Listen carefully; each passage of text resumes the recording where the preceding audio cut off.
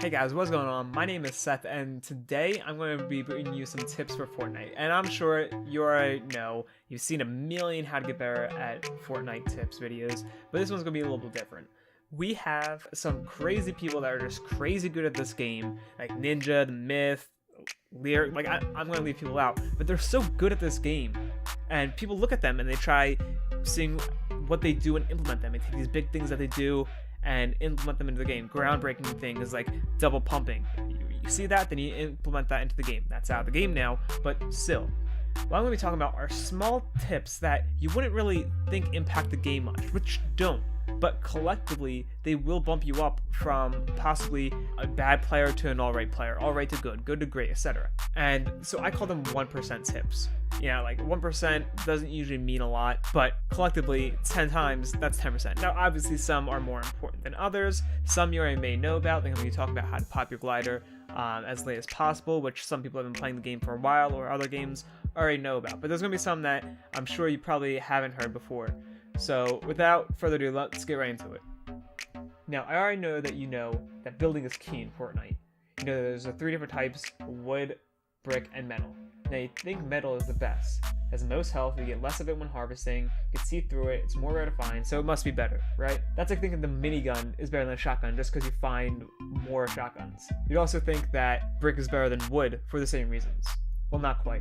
You see, while metal has the most health potential, it has to reach that potential. Now, you know when you place down an object, when you're building, it doesn't start with full health. It has to slowly finish its building sequence before it reaches that max health.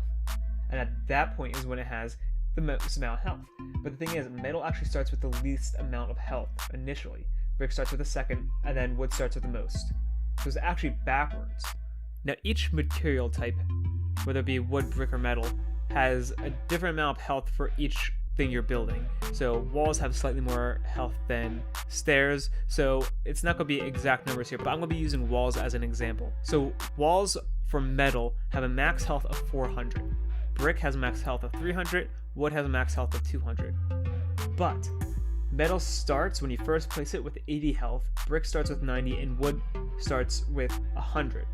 So if you take a green AR, which is pretty average, some might have a blue, some might have a gray, but a green AR that does 31 damage, it will take 3 shots to destroy the metal as soon as it's placed, 4 for the brick, and also 4 for the wood.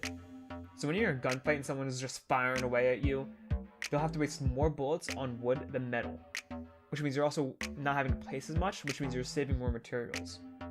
Also, everything about it being harder to harvest and harder to find makes metal almost useless.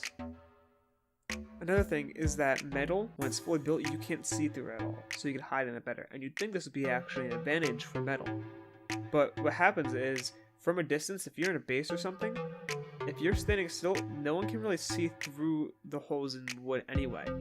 Maybe they could see a little bit of distance, but if they're really far away, they might not even be able to tell that.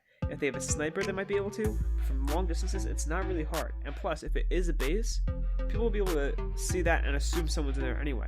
It's actually a really big benefit for you to be able to take cover and look through the holes in the base to see outside of it. And that's just another reason why wood is actually better than metal. Bringing into the next tip, a good tip would be that when you need to use materials to build up mountains and whatnot, make sure that you're using metal if possible, if you know no one's going to be shooting it out, because you want to save wood for when you're in hot gunfights. The only other time to use it would be when you're building a base and you know no one's going to be shooting at you for sure for a certain amount of time. Then you could build out metal because it'll be stronger. But if you don't get the circle, you have to move and you wasted it anyway, so is it really worth it? Because you're going to have more wood almost all the time anyway. Another related tip is that when you are building up a mountain or something, you can get your wood or metal or brick, whatever you're using, shot out from underneath of you. But if you're going up the side of a mountain, it can't be if you do it right. So if you just have a staircase, if someone shoots out the bottom or the middle, the whole thing comes crumbling down. But if you notice, you can build in the side of the mountain. Sometimes there's not a lot of space, but sometimes you have enough. And it might be worth just spending 2 to build out a little bit so that they can't shoot that one out and collapse your entire staircase. So you build into the side of the mountain, they can't destroy the mountain, so it's impossible to get knocked down unless they shoot the stair you're standing directly on, and once they start, by that time you can be on to the next staircase. So we got 2 related glider tips. The first one is the one I mentioned earlier. when you're trying to jump out of the battle bus and you're trying to make it down to wherever you're trying to go, let's say Tilted Towers, you want to try to release your parachute as low to the ground as possible. No matter what you do, the parachutes will fall at the same speed to the ground. So you want yours to be deployed last because you fall faster without the parachute than you do with the parachute popped. So if you're going to Tilted Towers and you land over the river, you actually get to Tilted Towers earlier than the person that pops their parachute on top. So what you do, imagine that you have a pin sticking down from you hundreds of feet. You want that pin to not hit the ground for as long as possible. You want to be as low as you can when that hits the ground. So if it hits the mountains around Tilted Towers, you're going to be super high in the air when you deploy your parachute. But if you're in that river right next to it, your parachute will be much lower to the ground, and like I said, parachutes fall at the same time. You can't spin, you can't move side to side to make it go to the ground faster. It always falls at the same speed. The one thing you can do to try getting someplace faster off the start is using one mechanic of gliding. So, like I said, you can't get to the ground faster by any means when you already deployed a parachute. But the only thing that does change is the speed and distance at what you travel.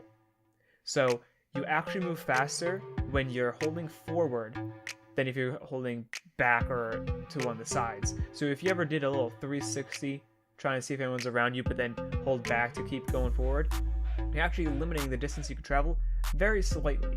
That doesn't make a big difference, but if you jump out of the bus earlier and you deploy your parachute earlier and you just hold down as long as you can, you might be able to make it a little bit farther than without.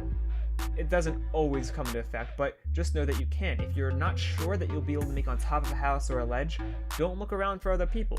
Just go as straight as you can. Same thing as if you're using a launch pad to get out of the zone. Don't do any 360s to see if someone's there. You want to take as least damage as possible. Just keep your arrow on that line and move straight pointing forward. Another thing is don't be afraid of the blue. The first couple circles do 1 damage and 2 damage per second. That means that you have 100 seconds if you have max health to get out there. So if you kill someone in the blue, you could go out and get their loot and then come back. If you have a med kit or a slurp juice or something to heal up, a campfire, don't forget about the campfires, you might have them. Then you get their loot and you're back at 100 health or 75 health or wherever you were. Even if you are going to lose a couple points of health, wait, is giving up that 25 health worth an RPG? If you were at 100 originally, a lot of times it might be. And who knows, maybe they had a slurp juice, maybe they had a medkit that you can't see. Later on in the game, if you're going to win, you're probably going to kill someone that has a medkit anyway, or a campfire or a slurp juice, and you'll be able to get back to that 100%. If you don't have shields, maybe they have 100 shields, better than losing 25 health. Don't be afraid. Another thing is you can use the launch pad to get away from the really damaging zones. I'm sure many of you are aware of that, just thought I'd throw that in there for any of the newer people. Another thing is something that a lot of you might be aware if you've played for a while, is when you hit someone and you see that damage come up, you can see how much damage you do, which is pretty obvious. You can also tell by the color if they have shields or not.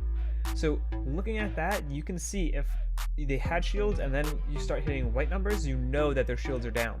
You know that they don't have as much health.